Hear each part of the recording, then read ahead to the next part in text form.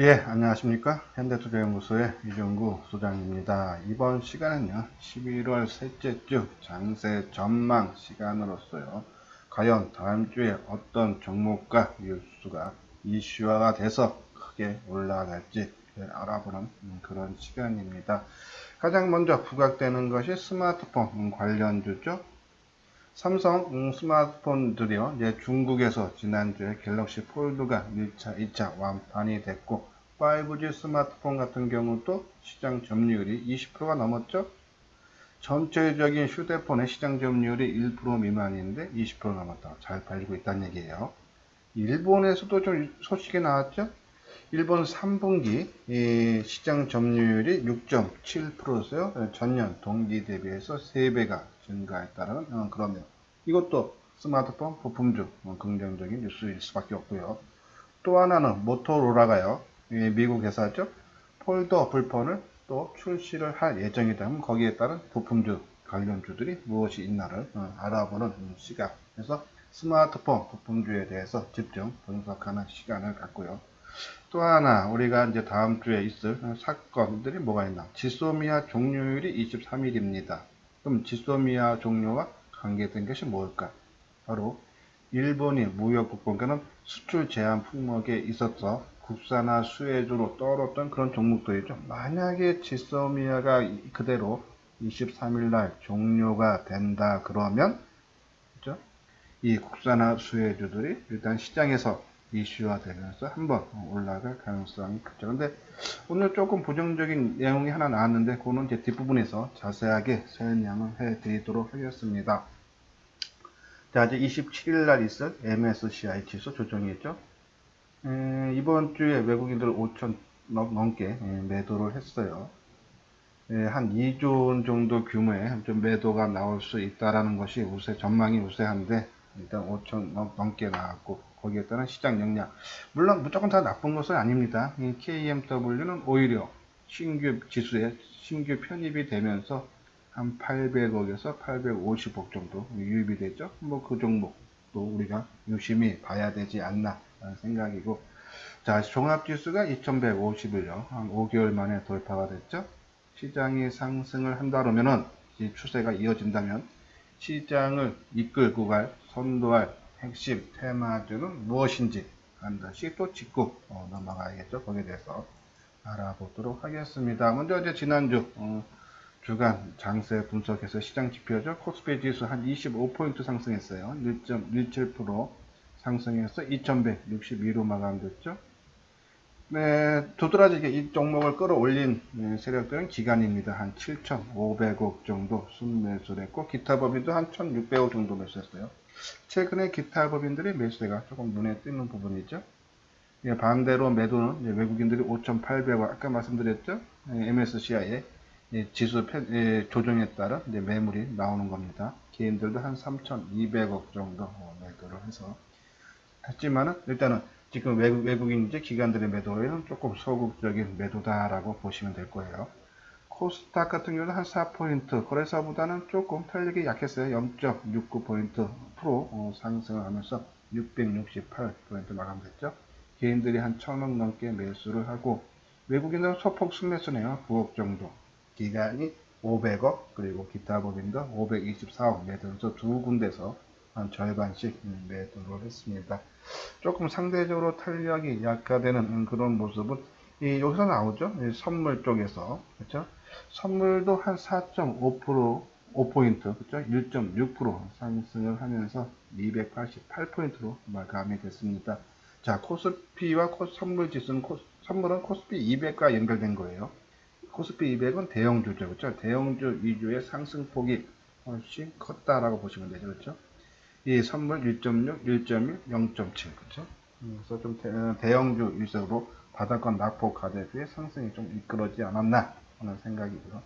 자, 외국인들이 한 3,900계약 정도 순매수를 해주고, 기타 법인이 많았죠. 5,100계약, 그렇죠?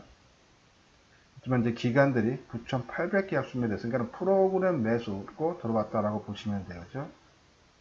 기관들이 선물을 매도하고 현물을 7,500지 그 물량에서 이번에 들어온 기관들의 7,500억 순매수를 해줬는데 요 물량은 다음 달에 있죠. 선물 옵션 만기 때 일부 출회가 될 수 있다라며 그런 생각을 우리가 알 수가 있다라는 그런 말씀을 드립니다. 자, 이제 먼저 시장 전체적인 지수 전략을 한번 봐야겠죠.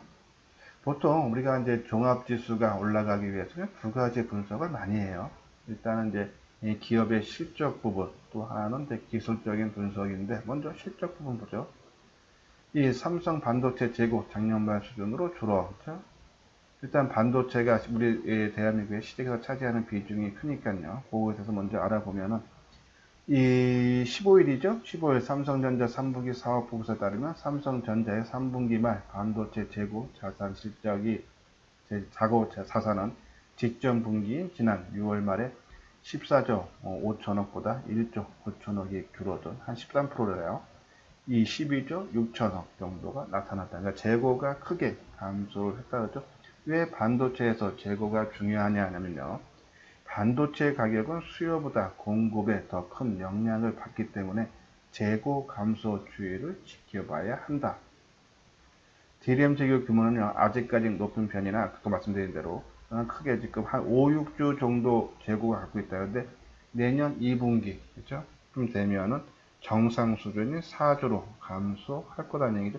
그러면은 요 두 군데가 조금 차이는 있으니까 증권사가 보고서가 틀린 거예요. 근데 여기 또, 보면요. 일단 재고가 빠지기 시작했다는 긍정적인 의미는 내년 봄쯤이면은 반도체 시장에 볕이 들지 않을까. 그렇죠? 그러니까 내년, 지금은 저점을 통과하고, 내년 2분기나 아니면 그 봄이 찾아오는 뭐 한 2, 3월 되면은 점차적으로, 반도체 디램 가격 상승으로 또 좋아질 수 있다라는 그런 내용이죠. 자, 오른쪽도 실적 얘기예요. 올해 그러니까 상장사 279곳에 내년 연결 기준 영업이익 전망치입니다. 물론 한 165조 7천억으로써요. 올해 영업이익 전망치인 131조보다 26%가 크게 그러니까 기업 실적이 최근에 우리나라 증시가 세계 증시에 비해서 상대적으로 못 올라간 이유가 실적 부분인데 내년부터 좋아진다는 얘기죠. 그래서 실적은 분명히 반도체 바닥과 함께 실적은 내년에 크게 좋아진다라는 내용입니다. 자, 부분요. 지금 세계 각국의 증시는 크게 올라갔죠. 지금 뭐 미국 같은 경우는 그죠? 오늘 새벽에 마감됐는데요. 이 다우 지수 같은 게 28,000이죠. 이것이 10년 전에 2009년도 3월에요. 6,500에서 지금 10년 내내 올라서 28,000까지 났고요. 나스닥 지수가 오늘 8,500 돌파됐죠. 이것도 2009년도 10년 전 3월 달에 1200포인트. 세계 각국에 지금 신고가를 내고 있는데 미국뿐이 아니죠. 그렇죠? 프랑스, 호주, 스위스 그렇죠? 2018년 최고점을 상회했어요. 이거는 선진국이고 신흥국에서도 우리 가까운 옆에 있는 대만도 역사적인 신고가예요. 인도, 브라질도 역사적 신고가. 그러니까 우리만 주로 못 갔는데 이런 나라, 아까 말한 세계 선진국, 신흥국들이 이 신고가를 경신을 하는 이유가 바로 전 세계 주식시장 주당 수익률 성장률은 2020년과 2021년에 각각 전년 대비 10%, 9.9%로 증가할 거다. 그렇죠? 그렇기 때문에 실적의 뒷받침으로 상승이 계속적으로 이어질 수 있다는 얘기예요.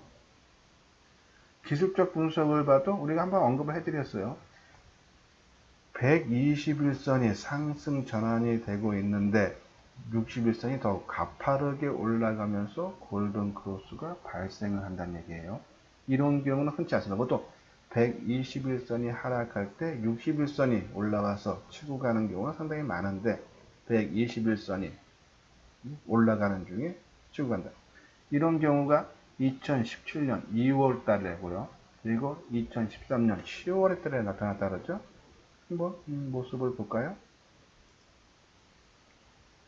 예, 종합지수 먼저 봐야겠죠, 그렇죠? 업종으로 나서 그렇죠? 자, 이것이 이제 종합지수. 아까 말한 대로 이동평균선이 121선 상향할 때 밑에 있는 60일 이동선이 돌파. 이런 경우는 흔치 않은데 한번 월봉상으로 2017년 2월이라 그랬죠? 바로 여기입니다. 그렇죠? 이런 모습 나오고 주가가 이때가 뭡니까? 2100. 해서 2600까지 올라간 경우고 2013년 10월이라 했어요. 그렇죠? 2013년 10월이면 요또네요. 그렇죠? 요거는 뭐 조금 더 올라가고 계속적인 옆으로 행보하는 국면이네요. 그렇죠? 그런 모습. 그러니까 일단은 긍정적이고 한번 뭐 2029년 같은 경우 뭐 크게 올라갔던 배경이다라고 보면서 시장은 그렇게 나빠 보진 않을 거다라는 말씀을 드리면서, 자, 지금 제가 방송한 지 한 10분 정도 지났는데 처음 방송을 듣는 분들은요, 아, 참 열심히 하고 나한테 조금이라도 도움이 되겠다 하시는 분들은 구독하기를 눌러 주시고요. 이미 제 방송을 구독하고 계시는 분들은 좋아요를 눌러주시기 바랍니다. 자, 이제 본격적이죠? 11월 셋째 주 장세 전망. 자, 일단 이제 뭐 새벽에 마감된 미국 증시죠. 사상 최고치 경신. 뭐 이 분위기가 투자 심리를 크게 호전시켜서 우리 쪽에도 긍정적인 영향이 된다라는 그런 말씀을 드립니다. 자, 이제 두 번째로는 지소미아 종료일이 23일이에요. 이제 국산화 수혜주 종목, 그렇죠? 동진세미케, 뭐 솔브레, ENF 테크놀로지 이런 것도 이제 있는데, 예, 우리는 지금 정부에서는 일본에서 수출 규제를 풀지 않는 한 지소미아를 종료를 하겠다 했어요. 아직 그때인데 이제 미국하고 일본이 하지 말라는 좀 신호를 보내는데, 오늘 일본 정부에서도 또 하나의 또 시그널을 보냈어요. 일본 정부가 한국에 대해 한 3개 핵심 소재 수출 규제를 발표한 이후 처음으로 반도체 생산 라인형 액체 구라수에 대한 수출도 허가한 것으로 16일 알려졌다. 오늘이죠. 이로써 포토레지스터와 그리고 플로틴, 폴리이미드, 그리고 기체 불화수소에 이어 수출 규제 품목이 한국 수출길이 제한적이나마 뭐또 이렇게 돼버려서 또 지소미아가 종료가 안 되고 연장이 되면은 아마 아까 말씀드린 국산화 수혜주, 일본의 무역 수출 제한 품목에 따른 국산화를 추진하는 수혜주들은 뭐 국산화 하던 노릇이 사라지는 건 아니지만 시장에서 이슈가 조금 멀어지는 거죠. 거기에 따른 조정은 받을 수도 해서 그 부분 참고를 하면서 우리가 비메모리 브랜드 국산화 수혜 종목을 접근을 해야 된다라는 말씀을 드립니다. 다음은 이제 북미 실무회담. 그렇죠? 저는 12월 달에 어떠한 가시화가 되는 경우가 나올 가능성이 상당히 크다. 지금 미국에서도 한미 군사훈련 축소를 발표했죠. 언급을 했습니다. 그래서 조만간에 좋은 소식이 나올 것 같아서 계속적인 관심을 갖자라는 그런 말씀을 드리고, 아까 말씀드린 이제 MSCI 축소, 그렇죠? 거기에 따른 외국인 매도 규모가 뭐 다음 주까지도 조금 나올 수 있다. 우리는 오히려 신규 편입 때 KM 대 원료를 보면서 5G 한번 집중적으로 봐야 되지 않나 하는 생각이고요. 또 최근에 핫한 게 떠오르는 테마죠. 온라인 동영상 서비스 OTT요. 스튜디오 드래곤, 덱스터, 위쪽 스튜디오가 있는데 이 부분은 우리가 어저께 금요일이죠. 자세하게 동영상에 해서 올려드렸으니까는 이 OTT 관심 있는 분들은 전일 동영상을 참고를 해 주시기 바랍니다. 아까 말씀드린 뭐 삼성 1번 스마트폰 그 부분인데, NH투자증권에서는 거기에 대한 수혜주로서요. KG바텍, 세경하이테크, BH, SKC코오롱 PI, 이노스, 첨단소재 5개 품목이 있다는데 나중에 한번 참고를 해보도록 하겠습니다. 자, 하모니 강신주예요. 우리가 이제 지난주 화요일서부터 요 포맷을 갖고 했는데 한 이유가 매일 아침마다 뉴스 특징적 분석을 매일 같이 해드리지 않습니까? 이제 거기에서 우리가 조금 관심을 가져야 되는 종목들을 한눈에 볼 수 있도록 꾸며놓은 거예요. 일단은 전략주 해서 좀 길게 끌고 가는 이제 시장을 주도한다 보시면 될 겁니다. 삼성전자 우선주, RFHIC, 삼성 SDI, 셀트리온, 현대 모비스. 일단 지난주 금요일날 20개 종목 움직임이 상당히 좋았어요. 그것은 이제 시장이 크게 뜬 역할이 크다라는 말씀을 드리고, 그래서 오늘은 조금 시간 관계상에 좀 자세하게 설명은 못 해드리고요. 이 종목들에 대한 하나하나 내역들. 오늘은 이제 드릴 말씀은 이제 RF텔 새롭게 단기로 신규 편입을 금요일날 했던 종목이 있죠. 그리고 이제 다음 주 중에 SKC코오롱 PI와 대한항공 좀 단기적인 관점에서 접근을 했기 때문에 이 종목 다음 주 중에는 새로운 종목으로 교체 매매할 예정이다라며 그런 말씀드립니다. 아마 CJ도 아마 다음 주, 아무튼 요거는 뭐 아직 확정은 아니고 이 두 종목은 다음 주에 거의 교체를 할 예정이고, 다른 종목들은 20개 종목. 우리가 지난주 화요일 날 요 포맷을 정하고 딱 한 종목 교체 매매했죠? 이 RF텍. 그렇죠? 한올 바이오 파마, 그러니까 바이오 업종을 팔고 RF텍으로 교체 매매하자. 그렇죠? 그러니까 뭐 일주일에 요 하모니 관심주 뭐 계속적으로 언급을 해드리면서 조금 이끌 텐데요. 뭐 크게 자주 종목을 바꾸기보다는 뭐 일주일에 한 두 종목 내지 세 종목 정도만 교체 매매하면서 모든 일반인 투자자들이 좀 따라올 수 있도록 안내를 해드리도록 하겠습니다. 예, RF텍, 그죠? 사상 최근에 RF텍에 대한 리포트가 상당히 많이 나왔어요. 지금 여기 나온 것만 해도 키움증권, 하나금융, 13일날 하나금융에서 나왔고, 12일에는 키움증권 나왔죠. 제가 알기로 최근에 한 4, 5군데 실적 좋게 나왔어요. 3분기 실적. 그리고 앞으로도 좋고, 이 신규 사업으로 했던 5G 기지국 안테나 모듈을 생산하는데 그 실적이 상당히 좋아진다 했죠. 2분기에 이 안테나 쪽에서 나온 게 50억인데 3분기에는 197억. 그렇죠? 예, 여기에 이제 뭐 제약 업종이죠. 제약에 있는 회사, 그러니까 필러 만드는 업체예요. 유스필이라는 것을 합병했어요. 거기에 따른 실적도 크게 좋아진다라는 그런 내용이죠. 자, 그러면 이 RF텔 통신 장비 업체지만 최근에 이제 바이오 업쪽도 되죠. 제약 쪽이니까요.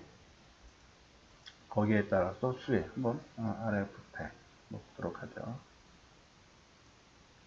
이제 금요일날 한올 바이오 파마를 조금 교체 매매 찬스 매도, 어차피 뭐 단기 매매로 들어간 거니까는 어느 정도 올라오면 팔고, 또 반대로 빠지면 손절 치고 또 새로운 종목을 해드놓죠. 근데 자, 이 종목 우리가 조정의 끝마무리는 어떻다? 거래량이 감소하고 하루의 주가의 변동폭이 작고, 그리고 의미 있는 지지선에서 지지를 해줘야 된다라는 말씀을 드렸어요.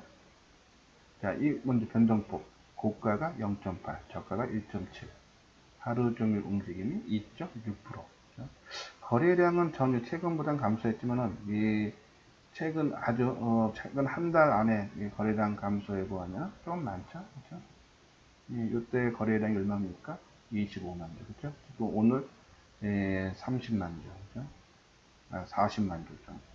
그러니까 그때보다 좀 아직은 이 전체적으로 보다는 거래량이 많지만 최근 거래량, 특히 이 장대 양봉 나왔던 그거에 비하면 거래량이 크게 감소해서 조정을 하루 정도 더 받을지는 모르겠지만요.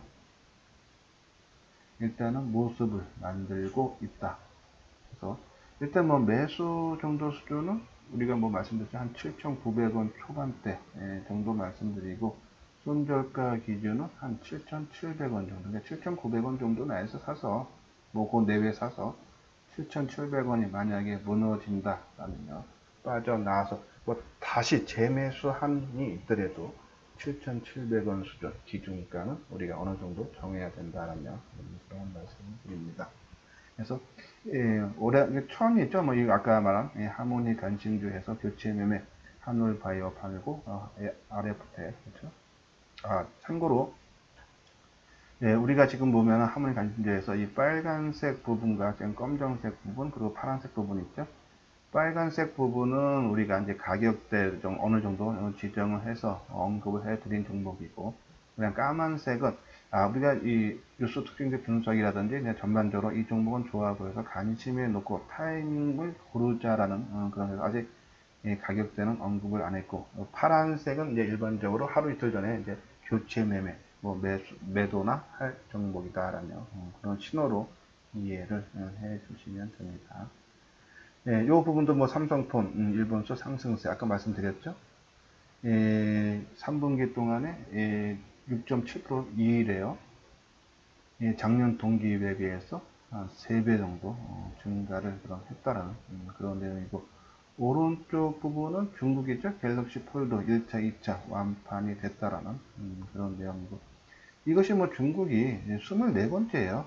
이미 이제 일본에서 판매가 됐던 부분이고, 그래서 갤럭시 폴드가 잘 팔린다. 시장에서 인기가 있다. 그죠? 예, 올해 뭐 짧은 데는 40만 대, 요새 최근에 나온 보고서는 한 60만 대 보고요. 그냥 조금씩 계속적으로 높아져요.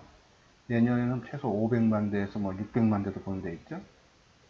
그러니까 엄청나게 갤럭시 폴드가 크게 팔린다라고 보시면 돼요. 그럼 거기에 따른 수혜주, 그죠?